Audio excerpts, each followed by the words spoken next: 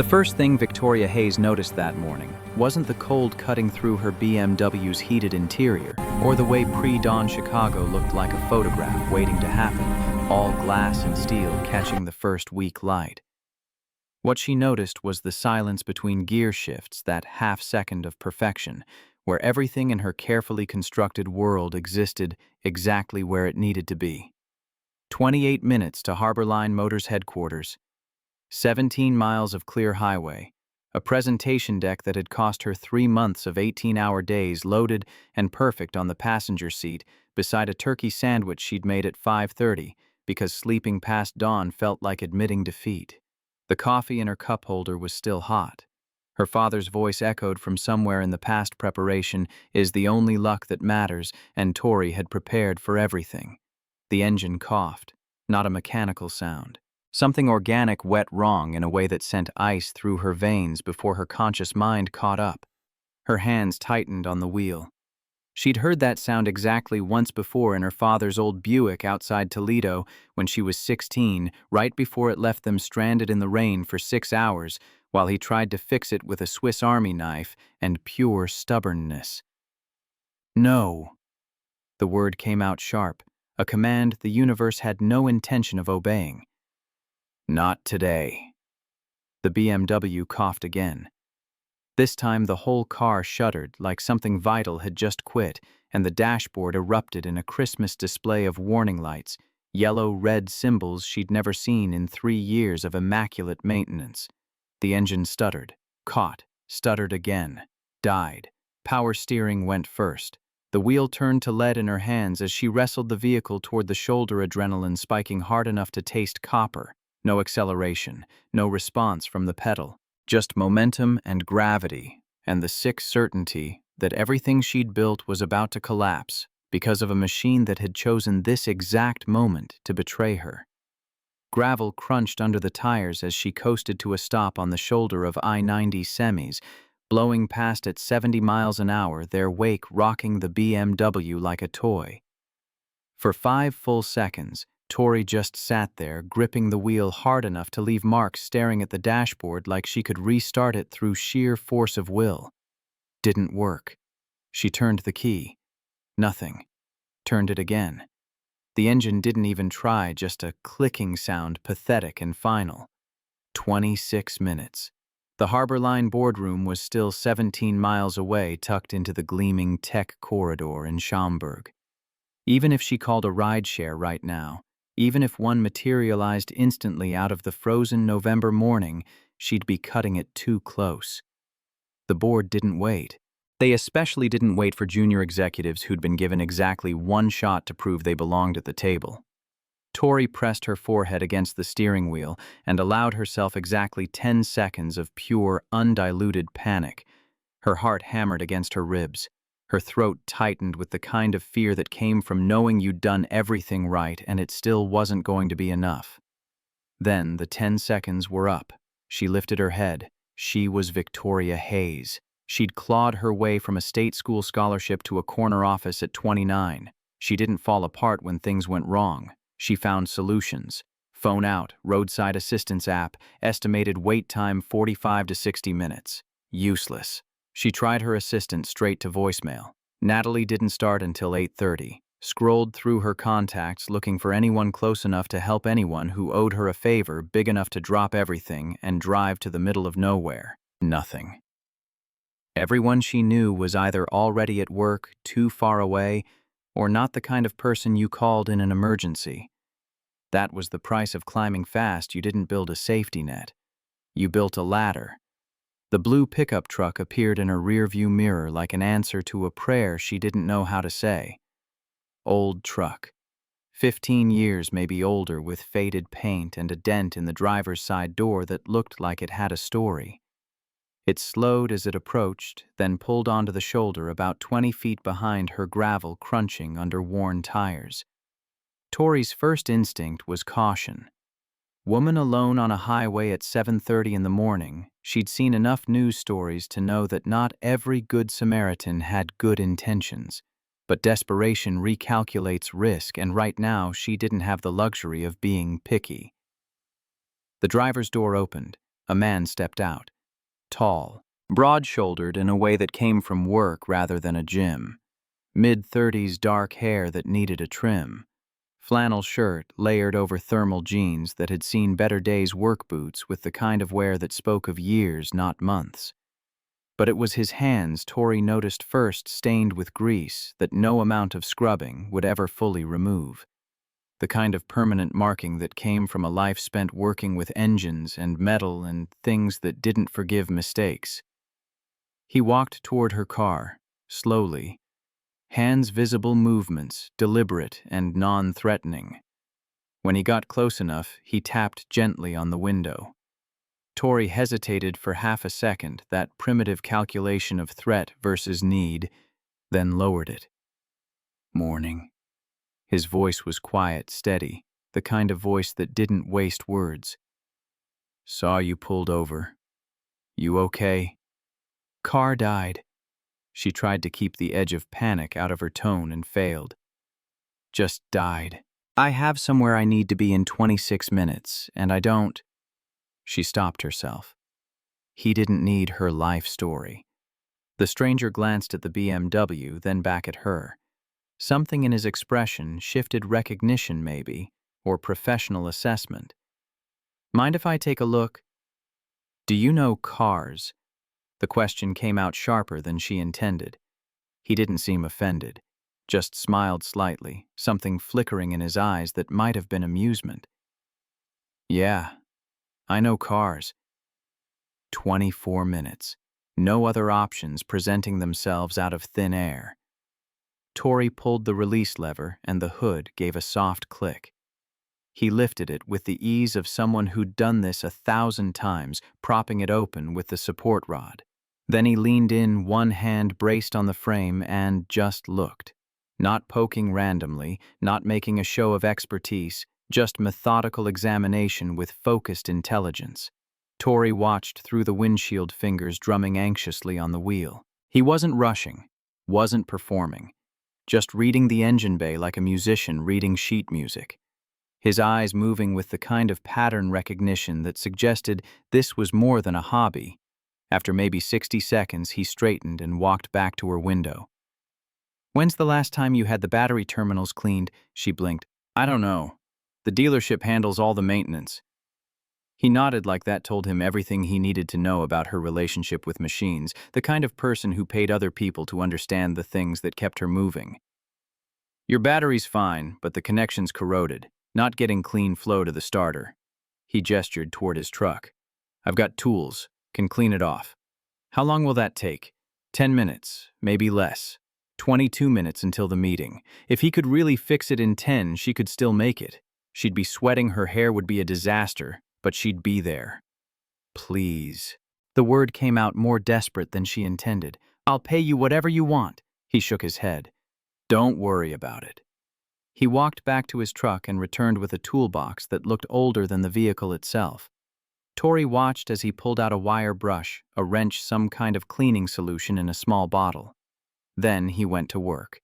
She'd never paid much attention to how cars actually functioned. They were tools, appliances, things that either worked or didn't. But watching this stranger move through her engine bay with quiet confidence, she found herself oddly mesmerized. Every movement was deliberate. No wasted motion. He loosened the terminal clamps with practiced efficiency, brushed away the white-green corrosion with careful strokes, wiped everything down with a rag that was already beyond saving. "Try it now." Tori turned the key.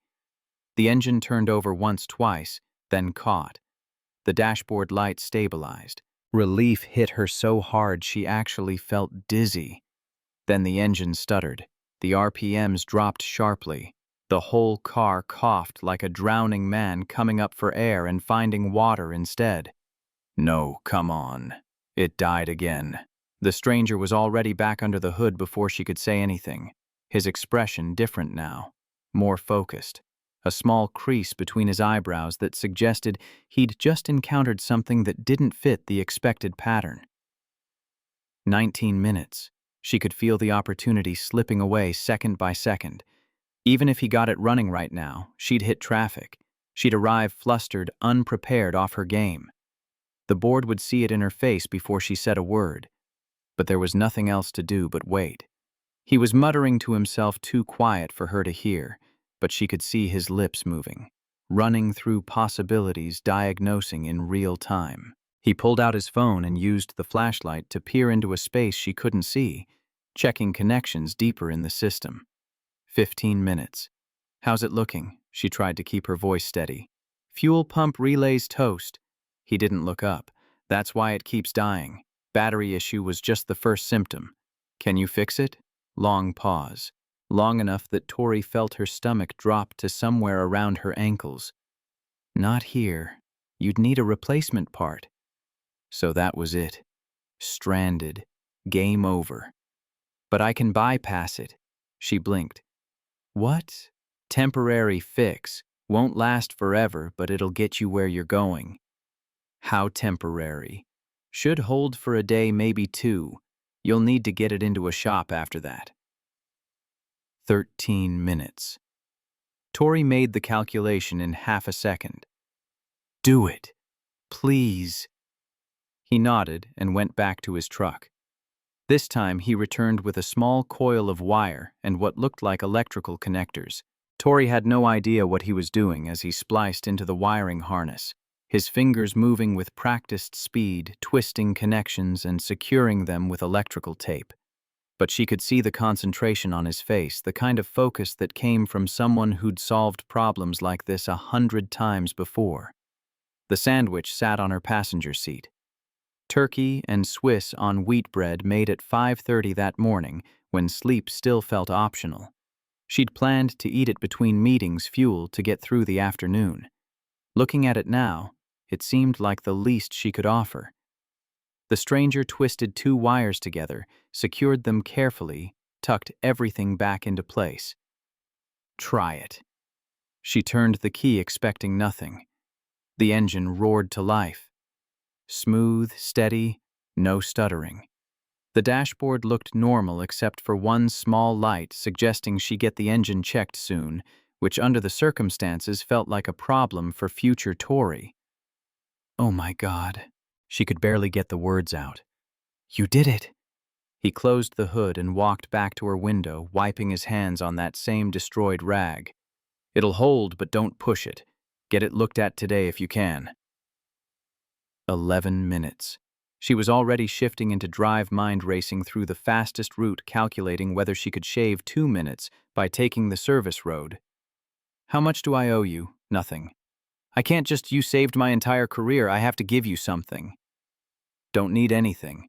He started walking back toward his truck, and Tori felt something crack open in her chest this stranger had given her, back her future, and wanted nothing in return, not even acknowledgement, and she couldn't let him just disappear.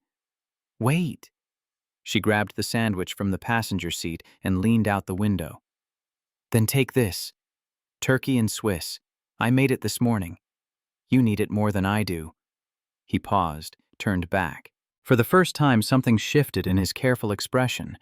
Walls cracking just slightly, something almost vulnerable underneath. He looked at the sandwich like it was precious. You sure? Positive. It's the least I can do. He took it carefully, holding it with both hands like it might break. Thanks.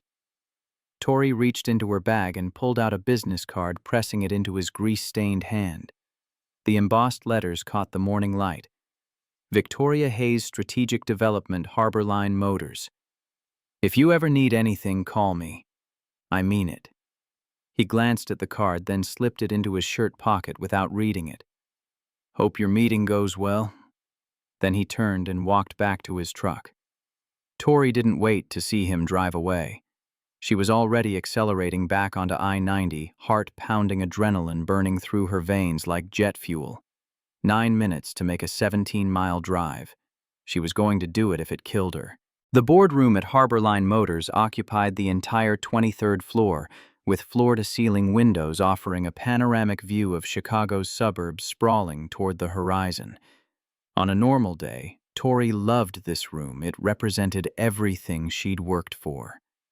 Power, influence, the ability to shape decisions that affected thousands of people. Today, it felt like a guillotine. She burst through the doors at 9:07, wind-blown blouse, wrinkled from gripping the steering wheel with white-knuckled intensity.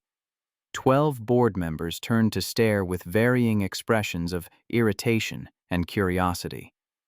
Richard Sullivan sat at the head of the table, silver-haired, sharp-eyed, the kind of CEO who'd built Harborline from a regional player into a national contender through sheer force of strategic vision. He raised one eyebrow. "We were beginning to think you'd reconsidered." Tori willed her voice to sound calm instead of like she'd just sprinted from the parking garage. "Car trouble on the highway, it's handled." She set her bag down with hands that were only slightly trembling, pulled out her laptop, connected it to the presentation system. The familiar ritual of preparation gave her 3 seconds to center herself, to push down the adrenaline and find the version of Victoria Hayes who belonged in this room. "Shall we begin?" The next 45 minutes were a blur of slides and data points of fielding sharp questions from executives who'd been doing this since before she was born. Garrett Hastings, early 40s board member, with the kind of old-guard skepticism that treated innovation like a personal insult, leaned forward around minute 30. "Ambitious timeline. You're certain about these thermal projections?" Tori met his eyes without flinching. "I've stress-tested every assumption. We can deliver." She'd spent 3 months living with these numbers, had built contingencies for. Contingencies had war-gamed every possible objection, and somewhere around minute 35, she felt the shift in the room. The skeptical expressions softening into genuine curiosity, the pointed questions becoming engaged discussion. Richard leaned forward in his chair, and Tori knew she'd hooked him. When she clicked to the final slide, silence filled the boardroom for 3 full seconds. Then Richard smiled.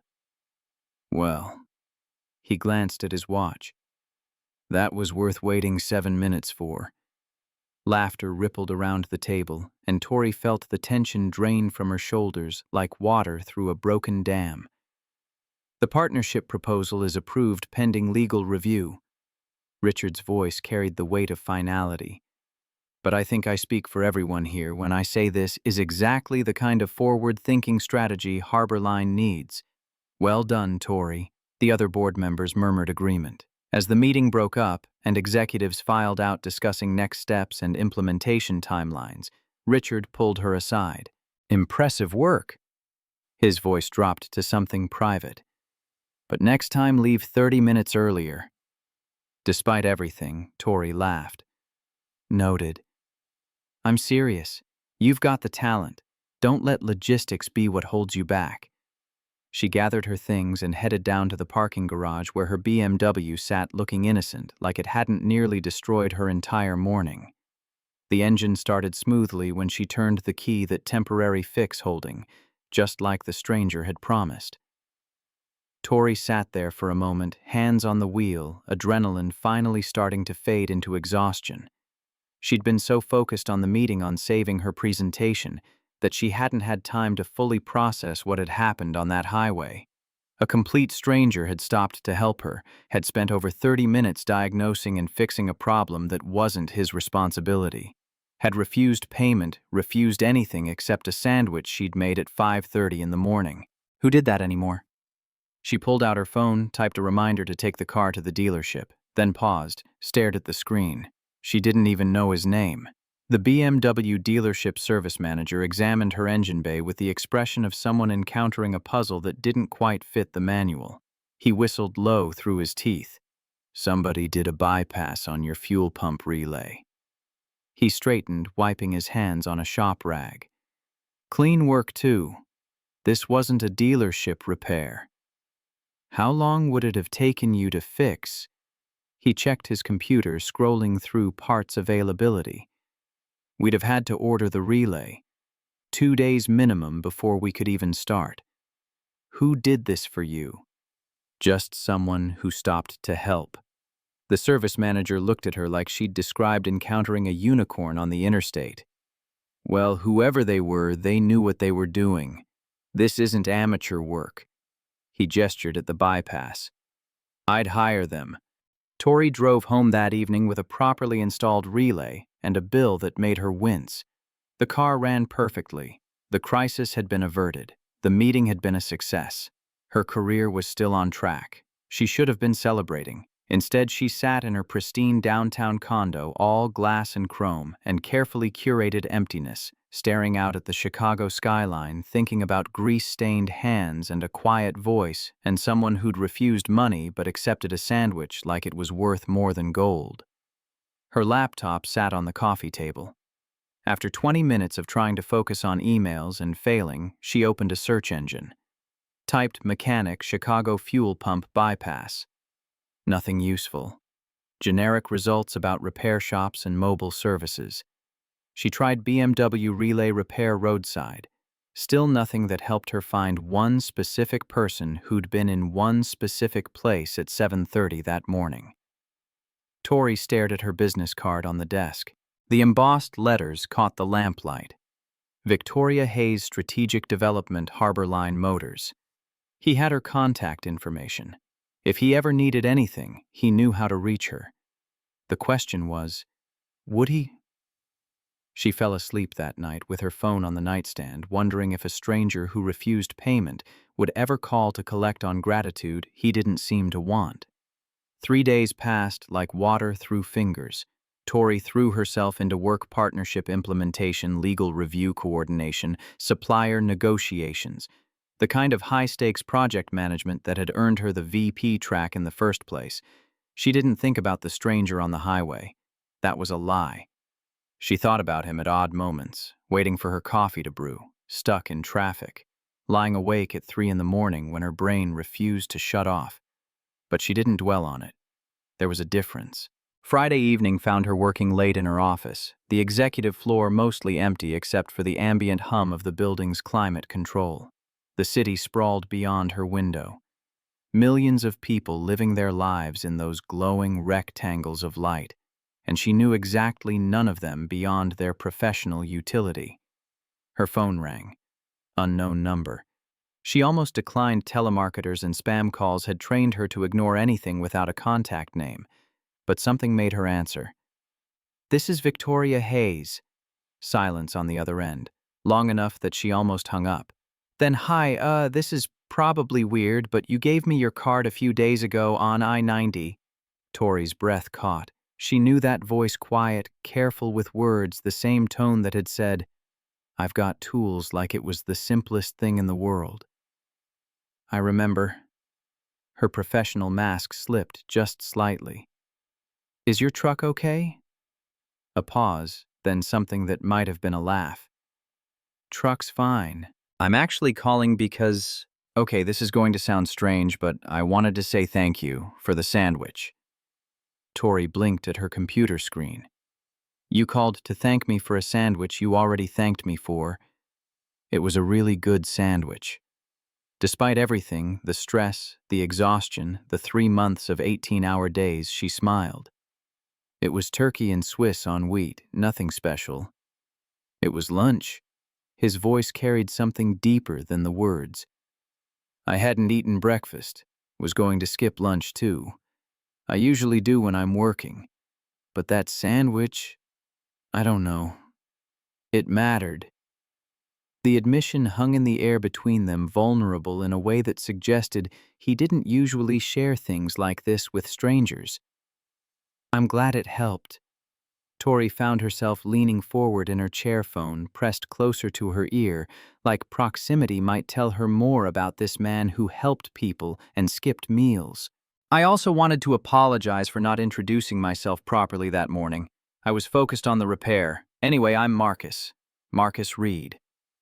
"It's nice to officially meet you, Marcus."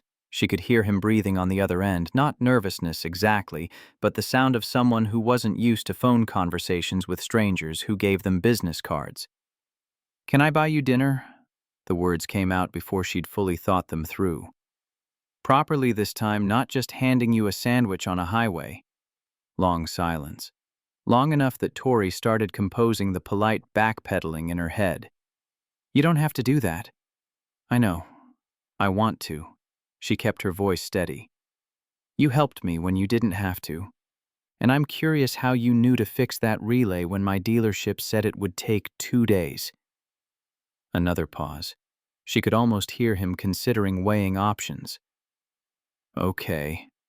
He said it quietly, like he was surprising himself. "Yeah, dinner would be nice." They made plans for Sunday evening. A small place Marcus knew in Elk Grove Village. Nothing fancy, he said, but the food was good and honest. Tori agreed and hung up, staring at her phone for a full minute afterward. She had no idea why she'd invited him to dinner. Professional courtesy. Simple curiosity. The nagging sense that a man who bypassed fuel pump relays on highway shoulders shouldn't be eating turkey sandwiches because he skipped too many meals. All of the above, probably. She packed up her laptop and headed home, realizing for the first time all week that she was smiling. Mama Rose's family kitchen occupied a corner of a strip mall in Elk Grove Village, the kind of place you'd drive past 100 times without noticing. Vinyl booths the color of old Coca-Cola signs. A jukebox in the corner playing Motown. The smell of something cooking that reminded Tori of Sunday dinners. She'd never actually had her childhood, had been frozen meals and microwave popcorn, her father too busy with his Mustang restoration to notice what constituted nutrition. She arrived 15 minutes early, which was unlike her. Spent an embarrassing amount of time in her car, deciding if dark jeans and a cashmere sweater was too casual or trying too hard, ultimately settling on the fact that Marcus had seen her wind-blown and desperate on a highway shoulder, so anything was an improvement. His truck pulled into the parking lot at exactly 6 o'clock. He'd made an effort too, she could tell. Clean flannel shirt with actual creases like it had been ironed, no visible grease stains on his hands. Hair freshly trimmed, but the work boots were the same, broken in and comfortable, like he'd drawn a line between presentable and pretending to be someone else. "Hi." He walked over with that same quiet confidence she remembered from the highway. Up close, she could see details she'd missed before, gray eyes that looked tired but kind, a scar along his jawline that had faded to silver calluses on his palms when he shook her hand. "Found the place okay?" GPS is a miracle of modern technology. Tori smiled. "Thanks for meeting me." "Thanks for the invitation." Inside, the owner greeted them, a woman in her 60s with warm eyes and an accent that suggested English was a second language learned well, but not first. "Marcus." She lit up like he'd made her entire evening just by walking through the door.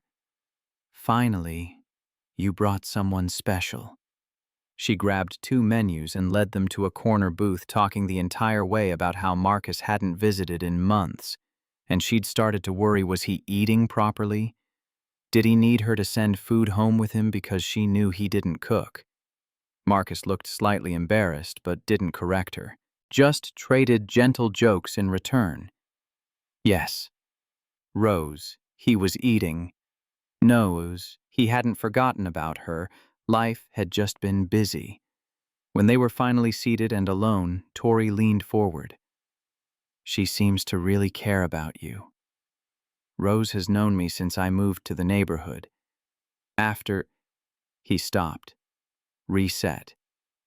"After my wife passed. Sarah. 4 years ago." The information landed like a stone in still water. Tori felt the ripples spread outward, rearranging everything she'd assumed about this man. "I'm sorry." "Thanks." He changed the subject with the smoothness of someone who'd had this conversation too many times. "What about you, Chicago native? Ohio originally?" She let him redirect, recognizing the boundaries being set. "Came here for work, never left." They ordered. Rose insisted on the meatloaf, special mashed potatoes and green beans like your mama used to make, she said, which was hilarious because Tori's mother had never made anything more complicated than boxed mac and cheese. But she didn't correct it. The conversation found its rhythm. Marcus asked about her work, what it was like in corporate America. Tori found herself telling him things she didn't usually share, how lonely it could be at the top. how exhausting it was to always be proving herself worthy of the space she occupied. I used to work on engines with my dad. The admission surprised her. Old Mustang he was restoring. He never let me touch it, said girls would break things, so I taught myself everything about cars just to prove him wrong. Marcus smiled. Small, but genuine. Did it work? He died before I could show him. Tori took a sip of water. Heart attack when I was 20, but I made it to the automotive industry anyway, so there's that. That's impressive. Engineering background, business side. But I know enough to be dangerous. She met his eyes across the table. What about you? You clearly know your way around an engine. He was quiet for a moment, that same careful consideration she'd heard on the phone. Used to work in the industry. Detroit mostly. Design work for the Big Three. Long time ago. Tori felt something click into place, the surgical precision under her hood, the way he'd diagnosed the problem in seconds, the confidence that came from years of professional expertise. Wait, you're an engineer. Was. He emphasized the past tense.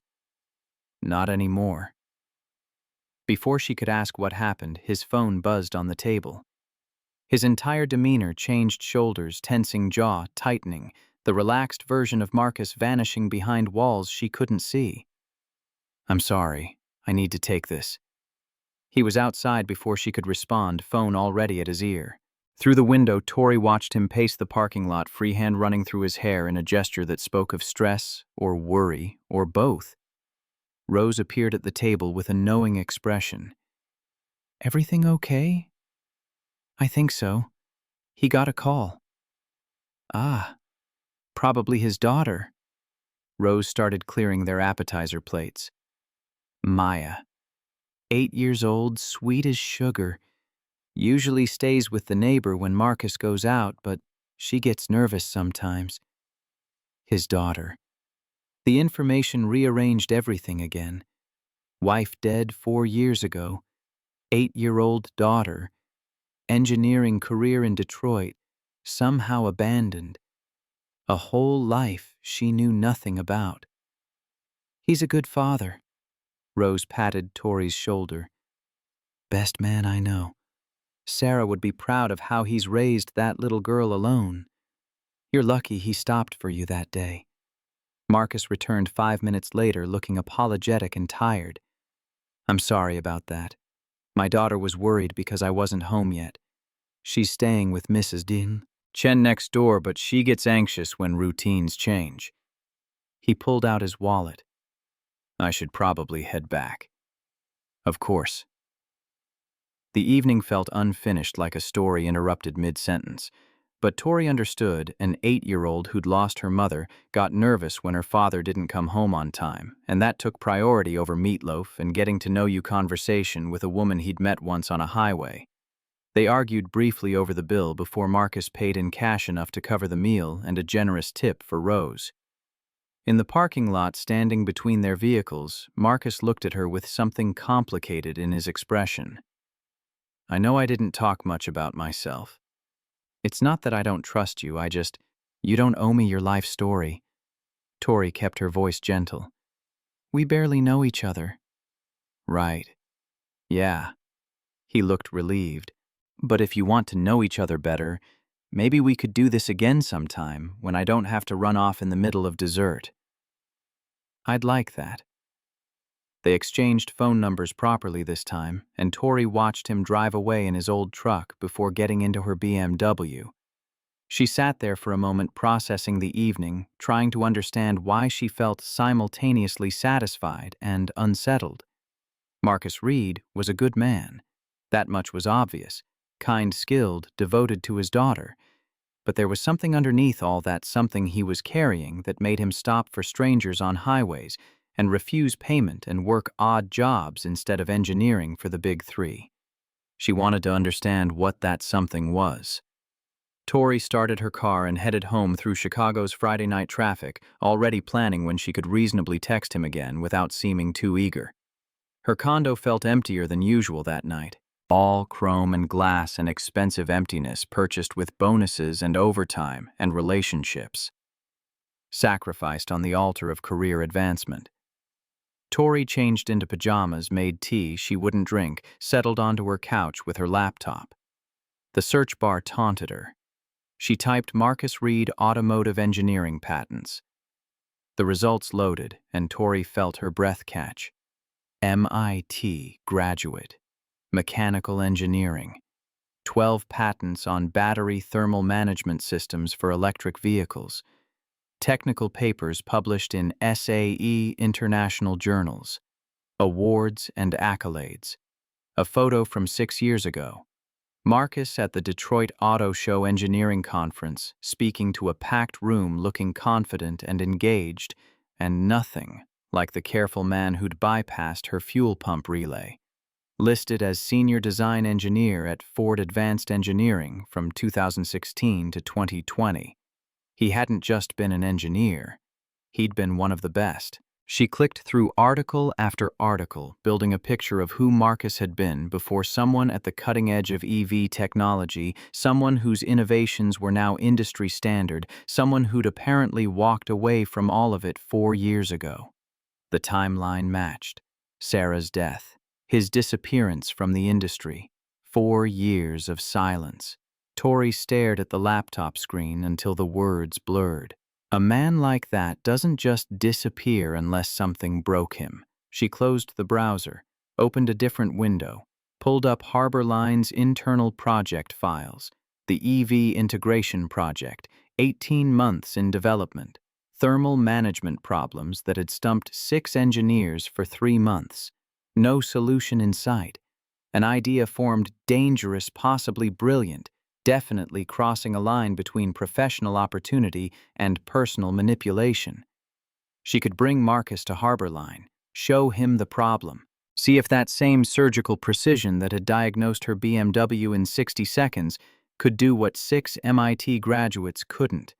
It would mean ambushing him, using their friendship, if that's what this was, to pull him back into a world he'd deliberately left. It would mean risking the fragile connection they'd started building over meatloaf and unfinished conversations. But it would also mean giving him a chance to use gifts that were too valuable to waste on odd jobs and highway rescues. It would mean proving to him that his skills still mattered, that walking away from Ford didn't have to mean walking away from who he was meant to be. Tori pulled out her phone, typed a message, deleted it, typed again. Can you meet me tomorrow morning? Something important to discuss. Trust me. Her finger hovered over send for a full 30 seconds. Then she pressed it. The response came 10 minutes later when she'd almost convinced herself to unsend it. Is this about work? Tori stared at the question. Technically, yes. Functionally, it was about so much more than work, about second chances and wasted potential, and the conviction that some people deserved to be pulled back from the edges they'd retreated to. She typed, "Just trust me." Long pause, long enough that she started composing the apology in her head. Then, okay.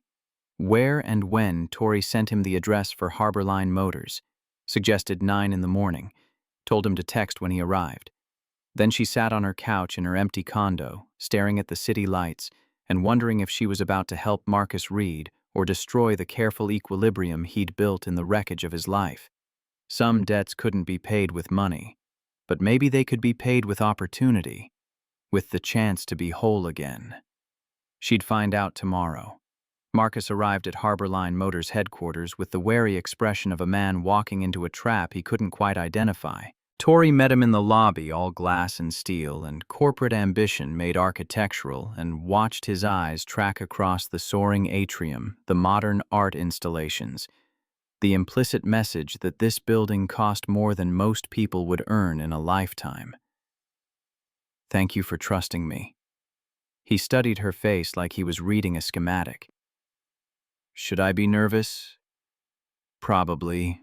She led him to the elevator keycard required for the restricted floors. Marcus followed without speaking, that same quiet patience she'd seen on the highway. But she could feel the tension radiating off him, the way his shoulders had gone tight, his hands sliding into his pockets like he was stopping himself from reaching for something. The elevator opened on the R&D lab, and Marcus stopped breathing. Massive space.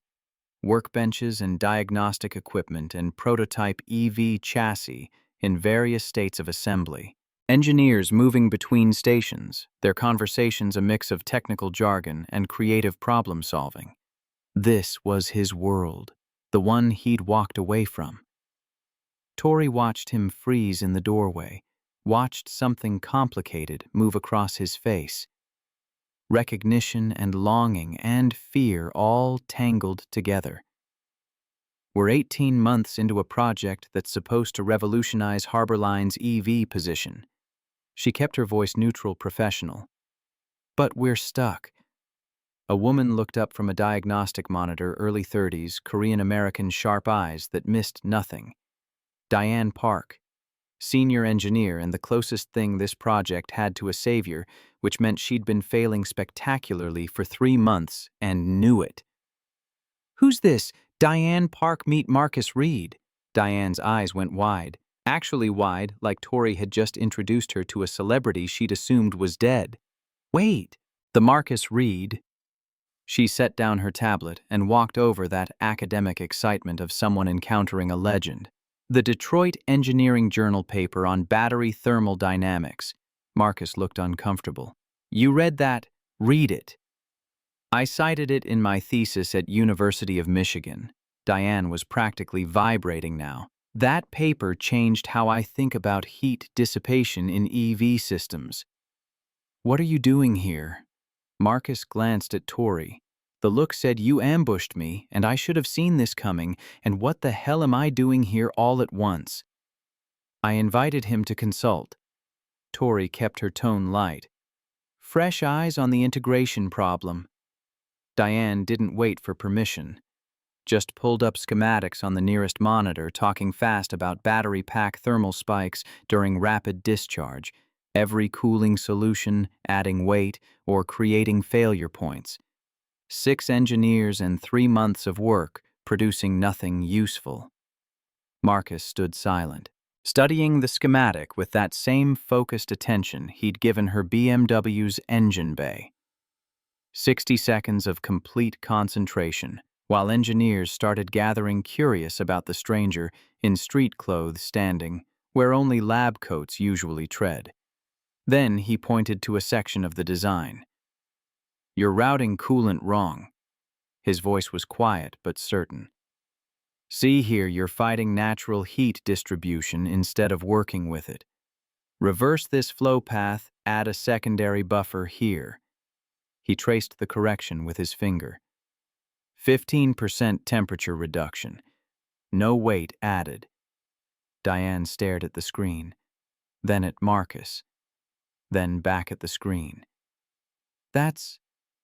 She turned to the engineer standing next to her. "Why didn't we see that?" Marcus shrugged that same self-deprecating gesture from the highway. "You're too close to it. Been staring at this design for months. You see what you expect instead of what's actually there. Any competent engineer would spot it eventually," another engineer offered. Diane cut him off. "We've had 6 competent engineers looking at this for 3 months. He saw it in 60 seconds. The room went quiet, that particular silence that comes when everyone realizes they've been made to look foolish by someone who wasn't even trying. Marcus looked distinctly uncomfortable with the attention, glanced at Tori like, "Can we leave now? And you knew this would happen, and I don't belong here anymore." Richard Sullivan appeared in the lab doorway.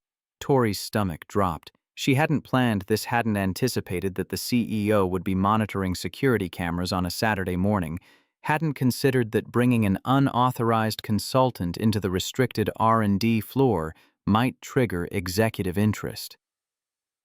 Richard walked toward them with the measured pace of a predator who'd already won. Silver hair, sharp suit even on the weekend, eyes that could read a balance sheet or a person with equal precision. "Mr. Reed," he extended his hand. "I don't believe we've been introduced." Marcus sat in Richard Sullivan's office, panoramic city view furniture that cost more than his truck, and tried to remember how to breathe in rooms like this. Tori had positioned herself by the window, carefully neutral, while Richard asked him to explain the thermal solution in detail. It started as a simple explanation, became an interrogation. 20 minutes of technical discussion where Richard tested every assumption, probed every claim, pushed back on conclusions to see if Marcus actually understood what he was suggesting or had just gotten lucky. The questions were sharp, designed to expose weakness. Marcus answered them all. He couldn't help it. This was what he'd been trained for, translating complex engineering concepts into language that board members and executives could grasp, making the invisible visible through analogy and clarity.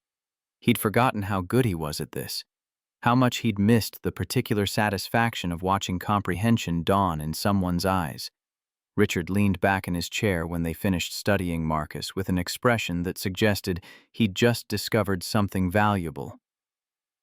"Mr. Reed, I'd like to offer you a consulting position. 3 months part-time work from home when possible." He named a rate that made Marcus's throat tight. "Considerably higher than staff positions. You'll report to Tori on the EV integration project." The offer hung in the air like smoke. Marcus could feel Tori watching him, could feel the weight of expectation pressing down on his chest. This was what she'd wanted, what she'd planned when she sent that cryptic text message asking him to trust her. "I have a daughter."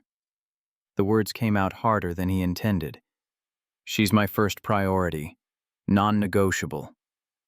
Richard didn't even blink. "Understood. We're not asking for 60-hour weeks. Strategic intervention when and where it matters most." "I need to think about it." Marcus stood, that fight-or-flight instinct screaming at him to get out of this office, away from the temptation of being useful again. "Talk to my daughter. Can I call you Monday?" Richard handed him a business card. "My direct line. Take all the time you need." The parking garage felt like a confessional. Concrete pillars and echoes, and the two of them alone in the fluorescent silence. Marcus turned to face Tori and let the carefully maintained neutrality crack. "You ambushed me." She didn't deny it, didn't apologize, just stood there in her perfect cashmere sweater and her perfect leather bag and said, "I did. I'm not sorry." "You don't know if I'm ready for this." His voice stayed level through sheer force of will. "What if I fail? What if I fall back into old patterns? You won't. You can't know that." Tori stepped closer, close enough that he could see the determination in her eyes, the absolute conviction that she knew what was best for him better than he knew himself. "You're right. I can't. But I know what I saw on that highway. Someone who couldn't walk past a problem without fixing it. Someone with skills that were too good to waste on parking garages and odd jobs. Those skills nearly cost me everything." "No." Her voice went sharp. "Working 80-hour weeks cost you, not the skills themselves, and you're not that person anymore." The truth of it hit like a fist to the sternum. She was right. He wasn't the man who'd missed Sarah's symptoms because he was too busy chasing the next patent, the next breakthrough, the next validation from people who didn't matter. He'd rebuilt himself from ash and guilt into someone who showed up for Maya, who put her first, who chose presence over prestige. But standing here in this parking garage, feeling the pull of that lab upstairs like gravity, he didn't know if he could trust himself not to slip. "Why does this matter so much to you?" Tori took a breath, seemed to be choosing her words carefully. "Because when you stopped on that highway, you reminded me there are still people who help without expecting anything in return. You became someone I actually look forward to talking to. Someone real in a world that feels increasingly fake." She paused. "If I can give back even a fraction of what you gave me a chance to use your gifts while still being Maya's father, then it matters. You matter to me, as a friend." The last word landed with strange weight. Friend. Like she was drawing a boundary even as she crossed every other line by bringing him here. Marcus searched her face, trying to understand what she wanted from him, what this actually was. "I'll call you Monday."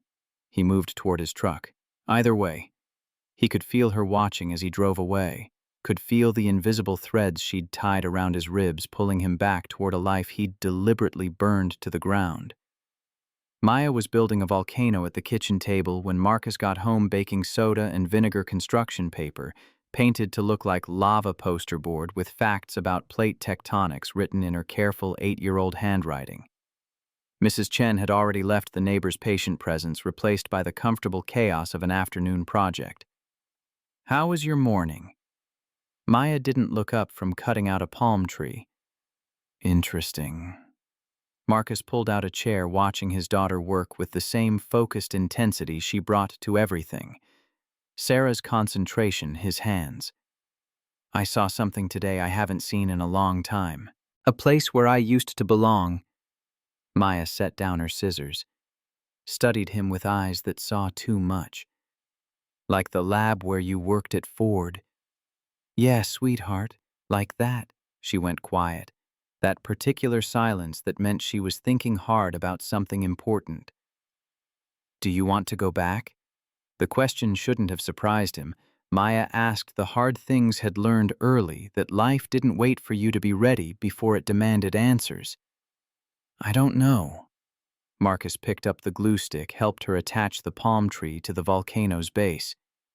"I'm scared I'll mess up again. Miss the important things." Maya looked at him with Sarah's eyes and said the simplest, most devastating truth. "You don't miss me now." Marcus pulled her into a hug, this impossibly wise child who shouldn't have to worry about whether her father was happy, who'd already lost too much, and somehow still had the courage to tell him it was okay to try. "No, baby. I don't miss you. Ever." "Then you won't miss me if you go back." She pulled away, went back to her volcano, like she'd just solved a complex equation. "You're different now." Sunday evening, Marcus called Tori earlier than he'd promised. Couldn't stand another day of Maya watching him be scared. "I know I said Monday, but you were probably going crazy waiting." He paced his small living room phone pressed to his ear. "We're in." "When do I start?" He could hear the smile in Tori's voice. Relief and triumph mixed together. "Wednesday. I'll email you the details." After they hung up, Marcus stood at his window watching Chicago's Sunday traffic and wondered what the hell he'd just agreed to. Whether Tori Hayes had saved him or just given him enough rope to hang himself with. Either way, there was no going back now. Wednesday morning, Marcus showed up at Harborline wearing new clothes that still had creases from the package. Dark jeans, button-down shirt, work boots because he drew the line at pretending to be someone who wore dress shoes. His hair was freshly cut. His hands were clean, really clean, not just surface clean like he'd scrubbed away 4 years of odd jobs and highway repairs to reveal the engineer underneath. Tori introduced him to the team.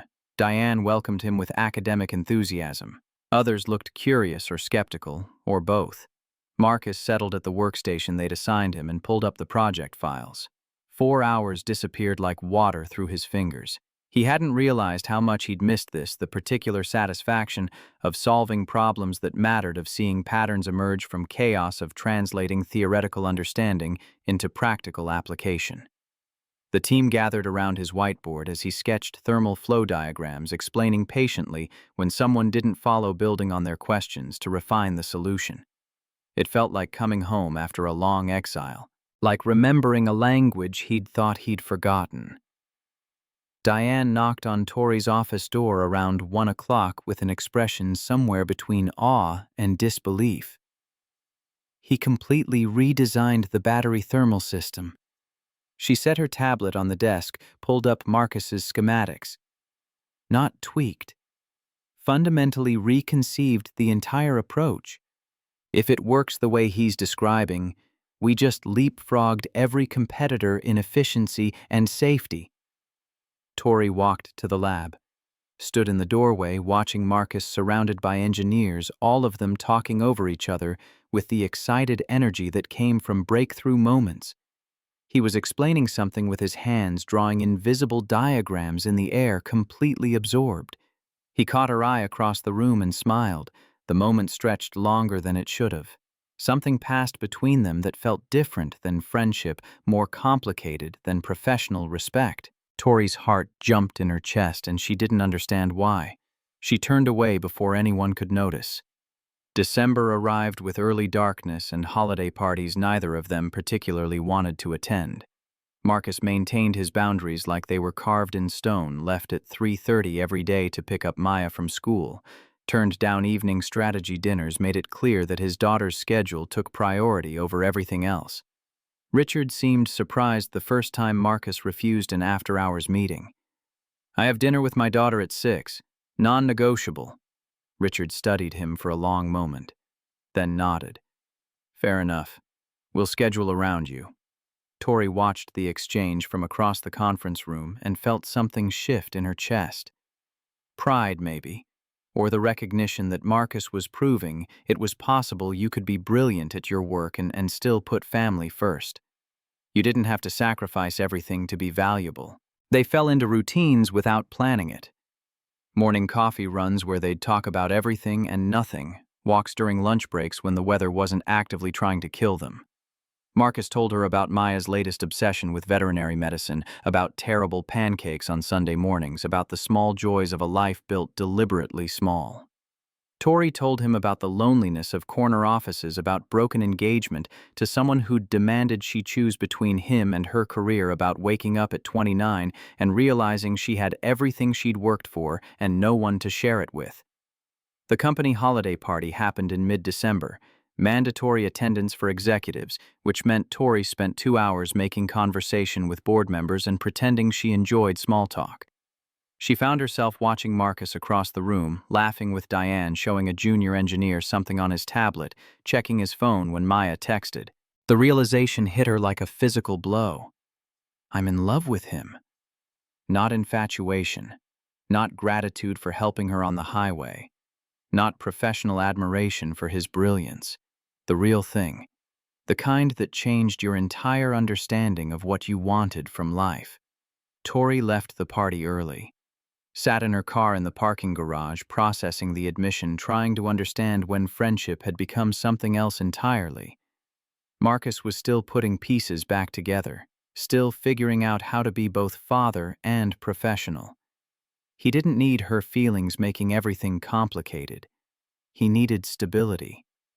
Friendship, support, not romantic pressure from someone who'd already changed his entire life. She could manage this, be professional, keep her distance. He never had to know. 2 weeks later, Marcus called about Maya's science fair. His voice carried that particular awkwardness of someone asking for help they weren't sure they deserved. "This is going to sound weird, but would you maybe want to come as a friend? For moral support. She's been working on this volcano project and she's nervous." Tori found herself saying yes before she'd fully considered what it meant stepping into his life beyond Harborline's walls, meeting the daughter, who was the reason for every boundary he maintained. Saturday morning at Lincoln Elementary, the gymnasium transformed into a maze of student projects, solar systems, and plant growth experiments, and Maya's baking soda volcano with hand-drawn posters about plate tectonics. Marcus introduced them carefully. "Maya, this is my friend Tori from work." Maya studied Tori with disconcerting intensity. 8 years old, going on 30, dark curly hair like her mother. Eyes that evaluated without judgment. "You're very pretty." Tori smiled. "Thank you. I hear you're building a volcano." What followed was 45 minutes of helping Maya fix a drooping poster, discussing veterinary school requirements, like they were talking to a college student, watching Marcus watch his daughter with such obvious love that Tori felt something crack open in her chest. This was when it fully hit her. Not just Marcus the engineer, not just Marcus the man who'd saved her on a highway. Marcus, the father. Marcus choosing to build a life around someone else's needs. Marcus being the kind of parent Tori's father had never been. Walking to the parking lot after Maya between them, the little girl looked up with devastating directness. "Are you going to be my dad's girlfriend?" Marcus went rigid. "Maya," Tori felt her face heat. "We're friends, sweetie." "Oh, okay." Maya seemed to consider this. "But you're nice, and Daddy smiles when he talks about you." "That's enough." Car. Now. Maya ran ahead, leaving them standing in awkward silence. I'm sorry. Marcus looked mortified. She's direct. She's wonderful. Tori meant it. You're doing an amazing job with her. Their eyes met. Something unspoken passed between them. Recognition maybe, or possibility, or the acknowledgement that boundaries were harder to maintain than either of them had anticipated. Tori drove home alone and cried in her car. Because she loved him. Loved Maya, and could never tell him either thing without destroying the careful equilibrium they'd built. Monday morning, a man stepped out from behind a pillar in Harbor Line's executive parking garage. Garrett Hastings. Board member. Early 40s with the kind of polished ruthlessness that came from years of hostile takeovers and corporate warfare. Mr. Reed, moment of your time. Marcus followed him to an empty conference room, instinct screaming that this wasn't a friendly conversation. Garrett opened a briefcase, slid a document across the table. I've been impressed with your work. Very impressed. He leaned back with the confidence of someone who'd already won. I represent investors in Apex Motors. We're developing a competing EV platform. This is a consulting offer, $500,000 for 6 months of your expertise. Marcus looked at the number. More than he'd made in 4 years combined. Enough to give Maya everything private school college fund at University of Michigan security he couldn't provide fixing parking garages. You're asking me to leave Harbor Line? We're asking you to make the smart financial choice. You have a daughter to think about. Marcus slid the document back across the table like it was contaminated. I'm not for sale. Garrett's expression hardened. You should reconsider. Life is expensive. Loyalty doesn't pay tuition. Maybe not. Marcus stood. But I can look my daughter in the eye when I tuck her in at night. Can you... He left before Garrett could respond. But the threat was clear in the way the older man watched him go. This wasn't over. Late afternoon, Marcus found Tyler Brooks struggling at a workstation. 23, fresh from University of Illinois African-American kid with talent and crippling imposter syndrome written all over his face. What's wrong? Tyler didn't look up. This thermal coupling calculation. I've run it 6 times. Keeps giving impossible results. I'm not smart enough for this. Marcus pulled up a chair, looked at the work with the same patience he'd given Tori's BMW. You're making one small assumption error. Here, he pointed. But the real issue isn't the math. It's that you're ready to give up. Tyler started to protest, and Marcus cut him off. My father taught me something when I was about your age working on his Chevy in the garage. He said the best solutions come from the worst frustrations. When you want to quit, that's when you're closest to breakthrough. He walked Tyler through the correction, watched the solution emerge, saw the moment comprehension and pride replaced doubt. Thank you. Tyler's voice was quiet. I want to be like you someday. Marcus felt something shift in his chest. Legacy. Not just patents or papers or innovations that would outlive him, but passing knowledge forward to someone who'd pass it forward again. You'll be better. You're already asking the right questions. After Tyler left, Marcus sat alone, realizing he was building something that mattered beyond thermal management systems. Something that would last. 2 months into their new roles, Tori started pulling away. She didn't mean to, didn't plan it. But loving Marcus while pretending she didn't was exhausting in ways she hadn't anticipated. So she skipped morning coffee, stopped responding to texts immediately, avoided eye contact in meetings. Marcus noticed. Of course he noticed. He cornered her in the parking garage one evening when most of the building had emptied out his expression somewhere between hurt and confusion. What's going on with you? Tori deflected. Nothing. Just maintaining professional boundaries. Since when have we needed professional boundaries? He stepped closer. You've been pulling away for weeks. If I did something wrong, tell me. You didn't do anything wrong. Then what? His voice cracked slightly. Because I can't keep guessing. Can't keep wondering if you regret bringing me here if you're done with our friendship now that we're colleagues. The words hit like physical blows. Because he thought she regretted him. Thought she was pulling away because she'd gotten what she wanted, a brilliant engineer to solve her problems, and didn't need him anymore. That's not... Her voice broke. I can't do this anymore. Do what? The question hung between them. All the space for honesty she'd been avoiding. Tori felt her walls crumbling. 2 months of hiding, of lying, of pretending she only cared about him professionally. She was so tired. I'm in love with you.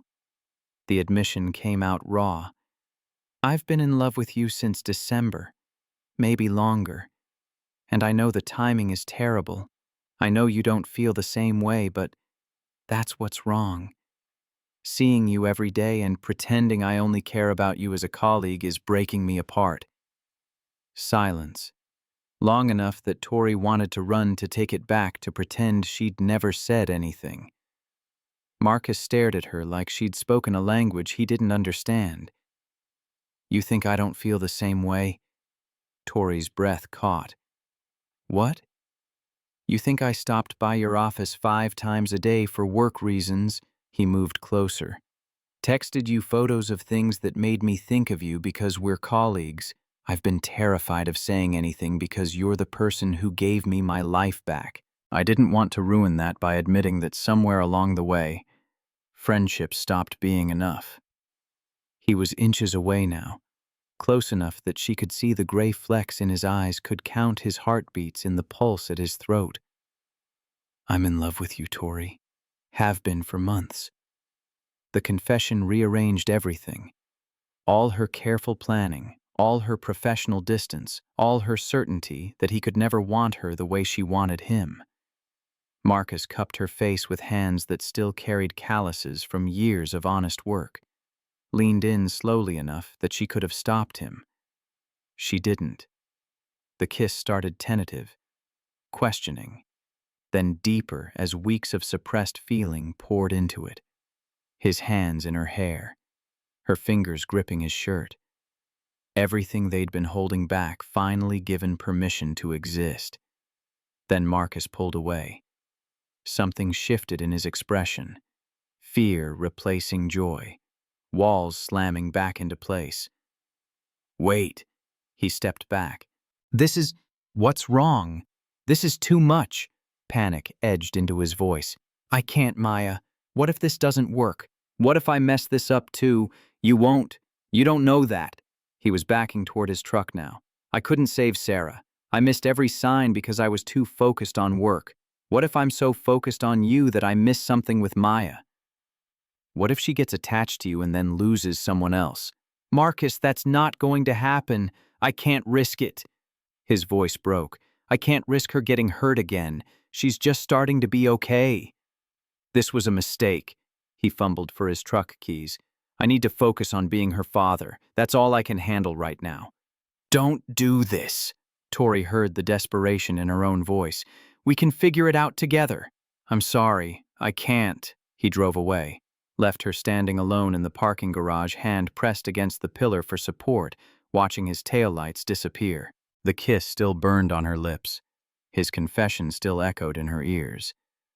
I'm in love with you. But he'd chosen Maya over her. Chosen safety over risk. Chosen to run rather than trust that maybe possibly they could make this work. Tori slid down the pillar until she was sitting on cold concrete. Let herself cry for the first time in years. Not elegant tears. The ugly, gasping kind that came from having hope and losing it in the span of 5 minutes. She'd gotten exactly what she deserved. Had pulled Marcus back into a world he'd left, had inserted herself into his life, had fallen in love without permission. And now, she had nothing. Natalie found Tori at her desk the next morning, looking like she'd fought a war and lost. No makeup to hide the evidence, blouse wrinkled, coffee untouched and cold. What happened? Tori told her everything. The words came out flat, emotionless, like she was reporting quarterly earnings instead of describing her heart breaking in a parking garage. Natalie pulled her into a hug that Tori didn't know she needed until it was happening. He's scared. Give him time. He made his choice. Tori's voice stayed steady through sheer force of will. I have to respect it. Even if it's the wrong choice. Especially then. Natalie's phone buzzed. Her face went white. Tori, you need to see this. The business news website loaded on Tori's screen. TechCrunch. Headline in bold, Harborline execs workplace romance raises ethics questions. The article detailed everything. Her hiring Marcus. Their relationship. Anonymous sources clearly, Garrett raising concerns about favoritism. Conflicts of interest, the appearance of impropriety. An ethics complaint had been filed with the board. Tori read it twice, felt something cold settle in her stomach. This was Garrett's revenge. Marcus had refused the bribe, so now the board member was destroying them both. Richard summoned her to his office within the hour. Did you know about this? He held up his tablet showing the article. We weren't together when I hired him. Tori kept her voice professional despite the panic clawing at her throat. Feelings developed later. Garrett's calling for an emergency board session. Richard's expression was unreadable. He wants one of you to resign. That's insane. Marcus earned his position. I know that. But optics matter. He sat down heavily. The board will demand answers. The emergency session happened that afternoon. Production timeline review as the official cover, but everyone knew what this was really about. Garrett used every opportunity to attack questioned whether they could trust critical decisions to someone hired under questionable circumstances. Reminded everyone that Marcus's last position at Ford had ended abruptly when personal life interfered. What happens when this relationship fails? Garrett's voice carried across the boardroom. Do we lose our CTO and our VP? Tori defended herself with facts. Marcus didn't report to her. They hadn't violated any policies. But she could see board members murmuring uncomfortable with the optics, even if the ethics were technically sound. Garrett played his final card. I propose we require Mr. Reed to present his complete thermal integration strategy to this board. Solo. No backup from Ms. Hayes. He smiled without warmth. If he can prove his worth independent of this relationship, perhaps we can move forward. It was a trap. Humiliate Marcus publicly. Force him to quit rather than face the scrutiny. Unless Ms. Hayes would prefer to resign herself. Save us all the awkwardness. I'm not going anywhere. Tori met his eyes across the table. Then let's see what Mr. Reed is truly capable of. Tomorrow morning, 9 a.m. Be prepared to defend your life's work. Tori called Marcus after the meeting, heard the exhaustion in his voice when he answered. We have a problem. Garrett leaked our relationship to the press, filed an ethics complaint. The board is demanding you present tomorrow solo. He's trying to force you out. Long silence on the other end. Marcus, I'm here. He sounded defeated. This is my fault. I should never have... Don't! Her voice went sharp. This is Garrett being a vindictive bastard because you wouldn't take his bribe. Not your fault. She could hear him breathing, processing. I'll be there tomorrow. After they hung up, Tori sat in her office staring at the city lights and wondering if she'd destroyed Marcus by bringing him back to this world. Whether her conviction that he deserved a second chance had just cost him everything. Marcus paced his kitchen that evening while Maya did homework at the table. She watched him with those two knowing eyes. What's wrong, Daddy? Remember Tori from the science fair? I like her. I like her too, but some people think it's wrong that I have feelings for her. They think I only got my job because of her. Maya set down her pencil. But that's not true. You're really smart. You help people. The simple faith in her voice made his throat tight. I know, baby, but sometimes the truth doesn't matter as much as what people think. He could walk away, protect Maya from the complications, go back to fixing parking garages and skipping meals and staying safe. Or he could fight. Evening found him driving to Oak Hill Cemetery for the first time in months, stood at Sarah's grave with the cold November wind cutting through his jacket. I don't know what to do. His breath made clouds in the air. I walked away from Tori because I was scared. Scared of messing up again. Scared Maya would get hurt. Wind through bare trees. Silence that felt like listening.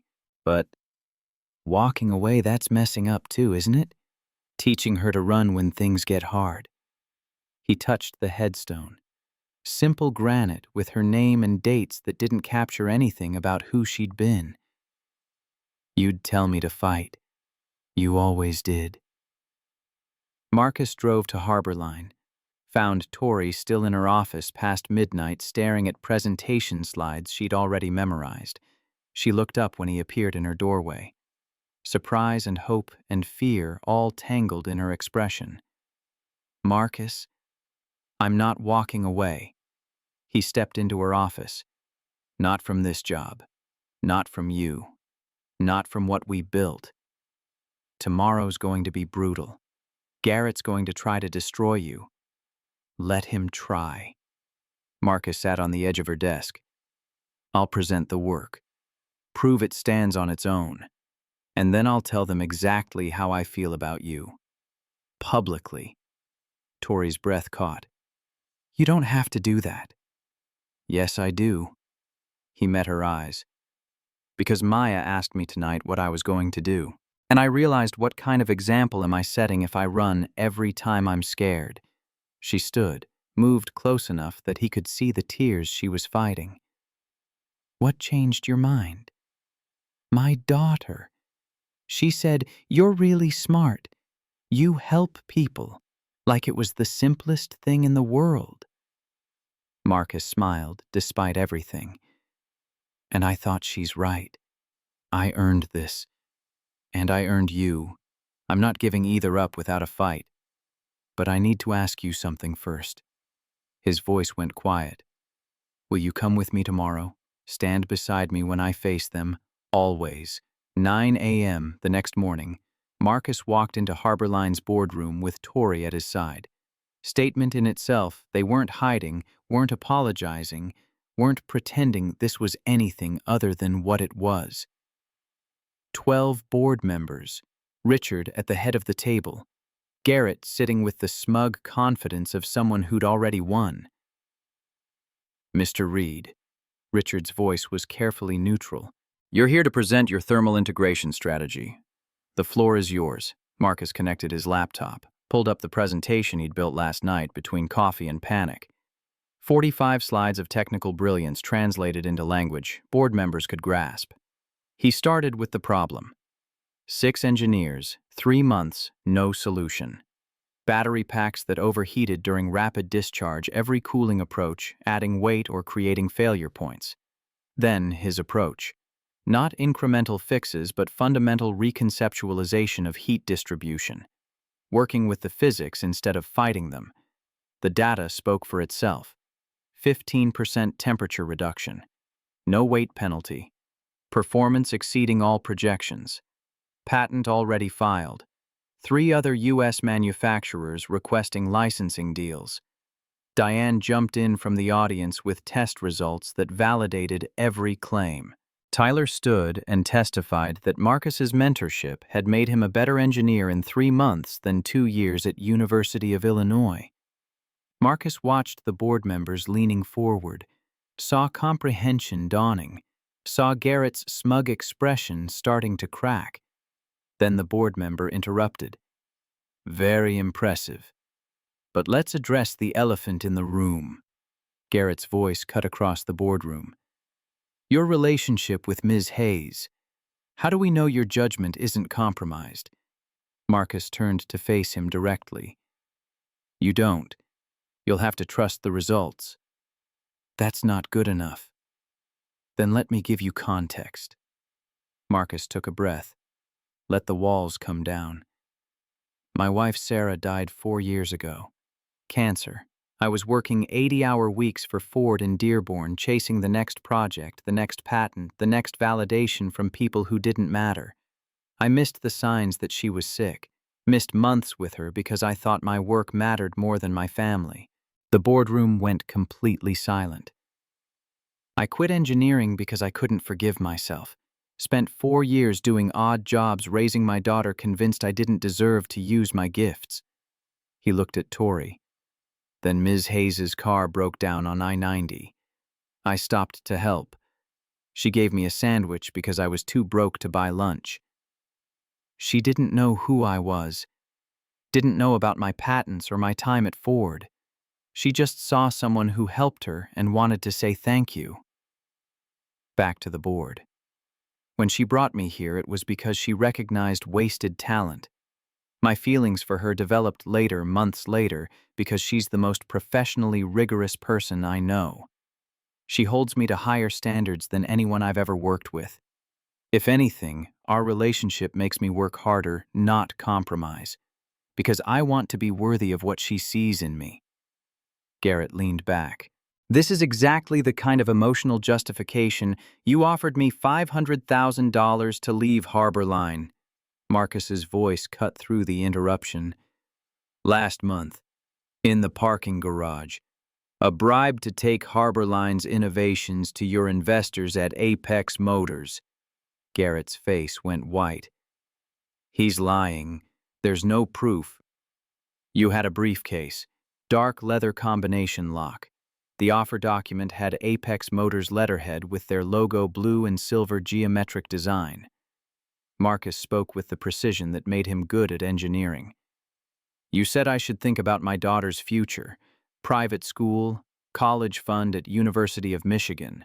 Security that loyalty doesn't provide. I told you I wasn't for sale. You said I'd regret it. Marcus looked at Richard. So he filed a false ethics complaint and leaked our relationship to Automotive News. Revenge for refusing corporate espionage. Every board member turned to stare at Garrett. Richard's voice went cold.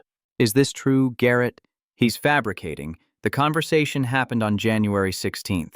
Marcus pulled out his phone. I remember because it was the day after Maya's birthday. Security cameras in the parking garage will show us entering that conference room together. Timestamp 11:23 a.m. We were alone for 14 minutes. Diane stood from her seat in the audience. I can verify the timeline. Marcus mentioned someone approaching him that day. He seemed shaken. Another board member spoke up.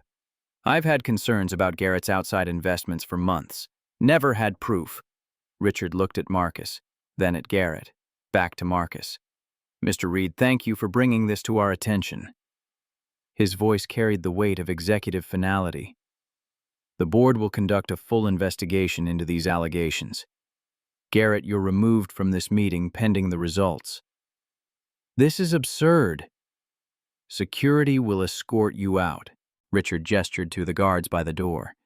We'll be in touch. Watching Garrett leave 2 security guards flanking him, his confidence shattered his leverage. Gunn felt like watching justice served in real time. Richard turned back to Marcus. Your thermal integration strategy is approved. Production plan moves forward immediately. He glanced at the other board members. Unless anyone has objections to Mr. Reed's continued employment, silence. Several board members shook their heads. Then this meeting is adjourned. As people filed out, Richard caught Marcus and Tori before they could leave. That took courage. He looked at Marcus. Standing up here, telling the truth, exposing Garrett's corruption. It was the right thing to do. Still took courage. Richard extended his hand. Welcome to Harborline, Mr. Reed. Permanently this time. 2 weeks later, Marcus stood in his small apartment kitchen trying to cook chicken and failing spectacularly. Smoke detector going off, Maya laughing. Tori rescuing the situation with competence that made him grateful and slightly embarrassed. You're better at cooking than Daddy, Maya announced this like a revelation. "The bar is very low, sweetie." They ate dinner together, the three of them, plus the chaos of an 8-year-old who asked 100 questions and had opinions about everything. After Tori helped Maya with her drawings while Marcus cleaned up watching them bent over the sketchbook together. Elephants and dogs and cats rendered with careful detail. Dreams of veterinary school discussed like they were talking to a college applicant instead of a third grader. Bedtime found Marcus tucking Maya in that familiar ritual of checking under the bed for monsters and making sure her water glass was full. "I like Tori, Daddy. She's nice." "Yeah, baby. She makes me happy." Maya went quiet. That particular silence that meant she was thinking about something important, like Mommy did. Marcus felt tears start, didn't try to hide them. "It's okay to be happy again, Daddy." Maya's voice carried wisdom she shouldn't have at 8 years old. "Mommy would want that.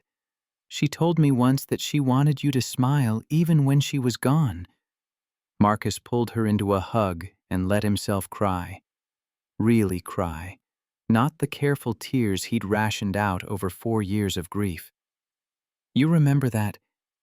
"I remember some things, like how she smelled like vanilla, and how she sang off-key, and how she loved you. I miss her so much." "Me too." Maya hugged him tighter. "But I think she'd like Tori, and I think she'd want us to be happy." They cried together. Father and daughter holding on to each other while letting go of the fear that happiness meant forgetting. When Maya fell asleep, Marcus joined Tori in the living room. She could see he'd been crying, didn't ask, just held him while he processed the permission his daughter had given to move forward. Some debts couldn't be paid with money, only time and courage and the willingness to build something new while honoring what came before. 6 months later, the first Harborline EV rolled off the production line on a Thursday in August. Marcus stood with the engineering team watching the vehicle's diagnostic readouts, thermal management, performing flawlessly, battery efficiency, exceeding projections, every system green across the board. Tyler appeared at his elbow with a tablet. "Patent application for the secondary cooling buffer just got approved. They're listing you and me as co-inventors." Marcus looked at the young engineer who'd gone from doubting himself to filing patents in 6 months.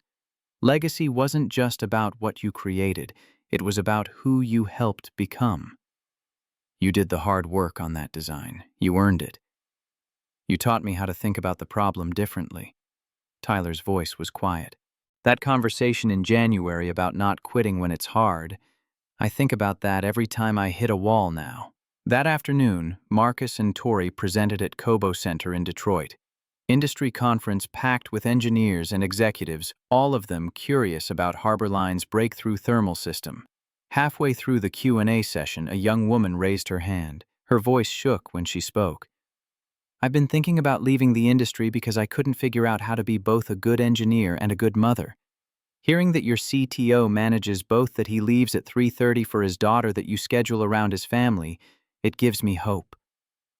Marcus met Tori's eyes across the stage, saw everything they'd built reflected there, not just technical innovation, but proof that you didn't have to sacrifice everything to be valuable.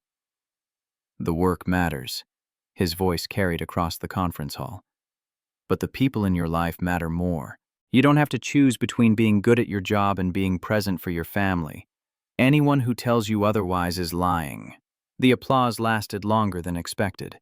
Marcus's apartment had become their apartment without any formal declaration. Tori's belongings mixed with his, her expensive coffee maker next to his ancient toaster, her work clothes hanging in a closet that used to hold only flannel and jeans. They'd started looking at houses.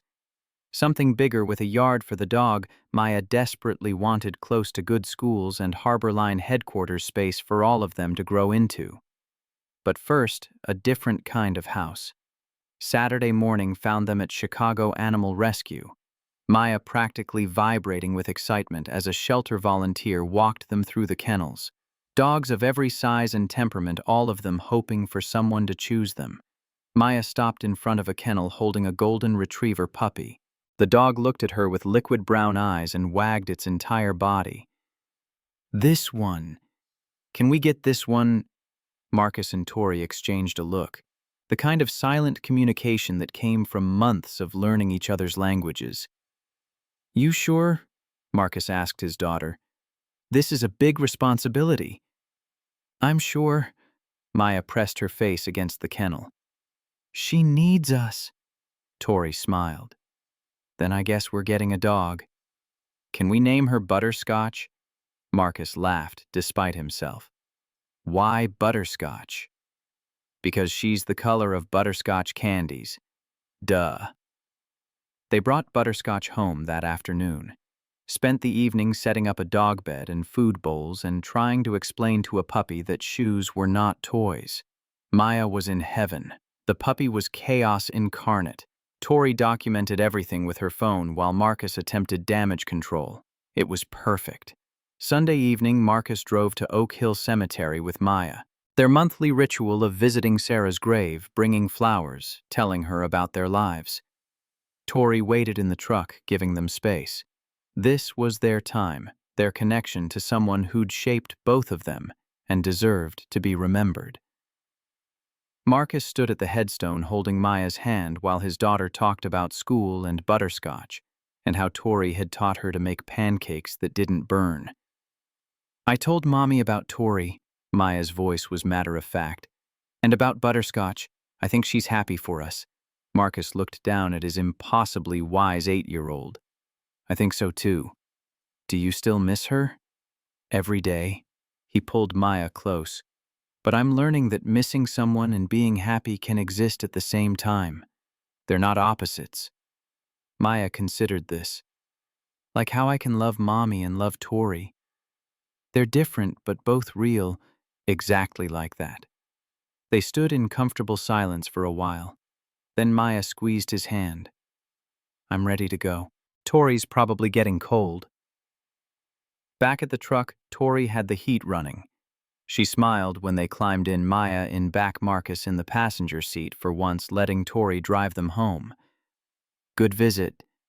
Yeah. Marcus reached over and took her hand. Really good. The house they found was in a quiet neighborhood 20 minutes from Harbor Line. 3 bedrooms, fenced yard, good school district. Room for Maya to grow up, for Butterscotch to run, for all of them to build something that looked like family. They moved in on a Saturday in October. Friends from Harbor Line showed up to help Diane directing traffic, like a military operation, Tyler carrying boxes twice his size to prove he could, Richard surprising everyone by appearing with coffee and donuts for the volunteers.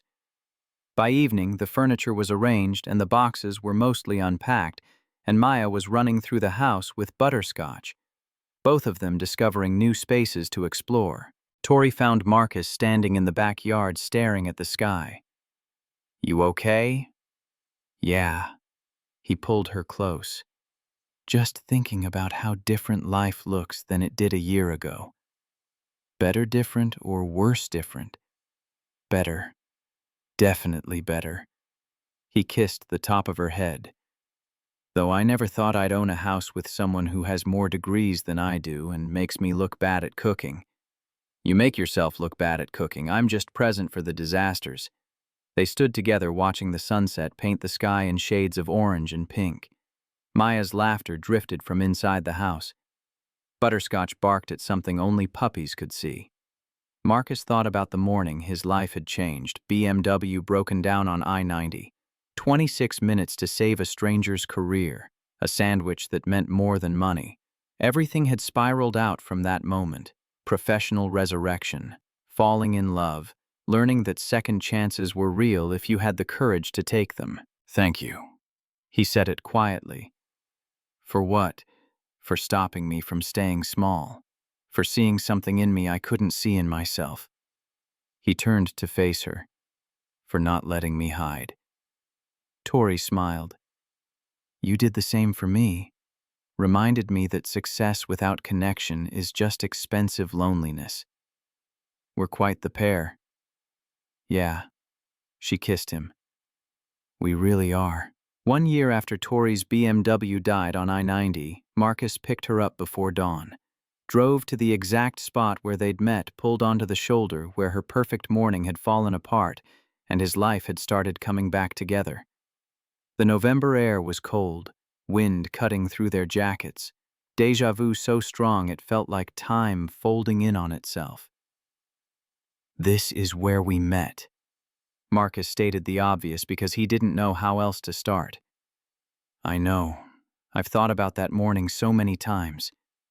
He turned to face her, pulled a small box from his jacket pocket. "I talked to Maya first. She helped pick it out. Said it needed to be pretty but not too sparkly because you're practical." Tori started crying before he even opened the box. "I know people will say it's fast. 9 months officially together, a year since we met. But I also know I want every morning, even the terrible pancake mornings with you." He opened the balm, simple diamond on a silver band, elegant and understated. "Every evening listening to Maya's stories with you. Every moment of this messy, beautiful life with you. Victoria Hayes, will you marry me?" She was laughing and crying at the same time. "Yes. God, yes. 1,000 times yes." He slid the ring onto her finger, kissed her while cars rushed past on I-90, none of them stopping because there was no emergency here. Just two people who'd saved each other building a future on the shoulder where they'd first met. Some coincidences weren't accidents. Some strangers changed everything.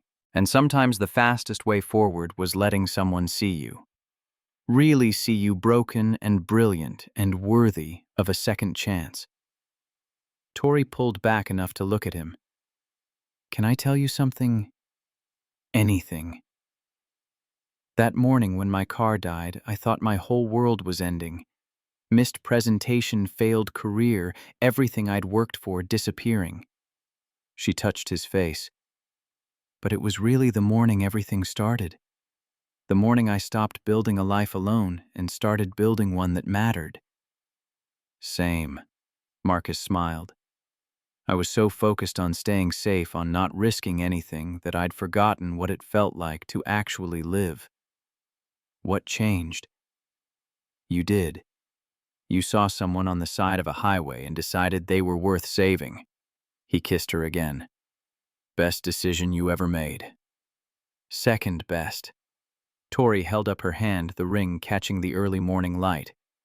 "This is the best." They drove away from the highway shoulder in Marcus's old blue truck, the same vehicle that had pulled over on a cold November morning to help a stranger. Maya was in the back seat with Butterscotch, both of them singing off-key to whatever was playing on the classic rock station. In the rearview mirror, Marcus could see his daughter laughing, could see Tori's hand resting on his arm, the engagement ring solid and real, could see the life they'd built from broken pieces and second chances and the courage to believe that people deserved to be whole. Sarah would have liked this, would have liked Tori, would have wanted him to be happy instead of haunted. He'd carry her memory forward not as weight but as foundation. The love that taught him what family meant, the loss that taught him what mattered, the grief that made him value every moment of joy when it finally came again. The truck merged onto I-90, heading toward their new house, toward pancakes that would probably burn, toward a future they were building together one imperfect morning at a time. Marcus reached over and took Tori's hand. She squeezed back, and they drove toward home.